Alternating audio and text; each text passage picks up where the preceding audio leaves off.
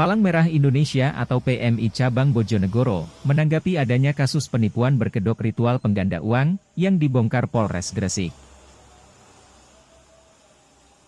Dalam kasus tersebut, diketahui ada 23 kantong darah yang digunakan untuk ritual pelaku. Setelah diselidiki polisi, darah tersebut diperoleh dari PMI Bojonegoro.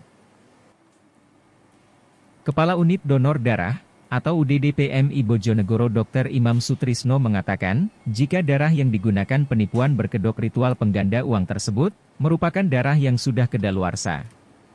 Sesuai prosedur, darah tersebut akan dimusnahkan melalui pihak ketiga. Pihaknya mengaku jika proses distribusi kantong darah harus diajukan oleh pihak rumah sakit. Sementara darah yang kedaluarsa dimusnahkan melalui pihak ketiga, diduga darah tersebut diperoleh para pelaku dari pihak tersebut. Pihak PMI Bojonegoro mendukung langkah polisi untuk mengungkap siapa yang menggunakan darah dari PMI yang seharusnya dimusnahkan tersebut.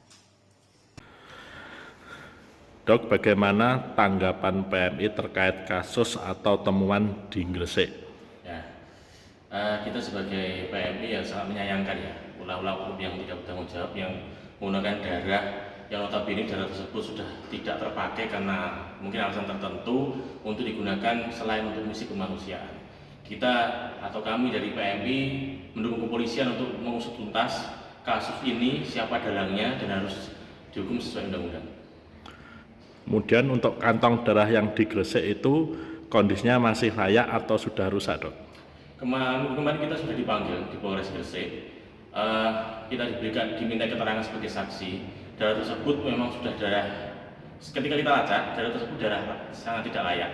Itu darah yang sudah dimusnahkan dan telah kita berikan ke pihak ketiga untuk pemusnahan.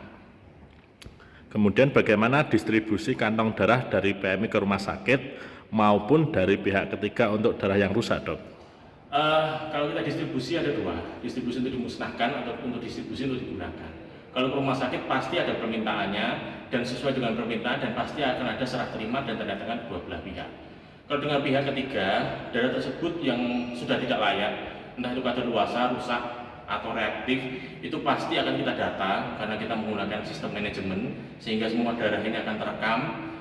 Dan kemudian darah tersebut akan kita packing dengan rapat, kita masukkan ke TPS B3, setelahnya akan diambil oleh pihak ketiga untuk dimusnahkan. Setelah dari situ sudah darah tersebut bukan tanggung jawab kami lagi, karena memang di MOU, keluar dari PMI sudah bukan tanggung jawab dari PMI lagi. Okay. Mungkin statement saya, darah di PMI, di semua PMI, siapapun PMI-nya, dimanapun PMI-nya, akan digunakan sesuai dengan keperuntukannya, tidak akan pernah disalahgunakan karena itu adalah amanat kemanusiaan dan juga sudah tertera di undang-undang bahwa darah itu tidak boleh diperjualbelikan. Oke, terima kasih dokter informasinya. Oke.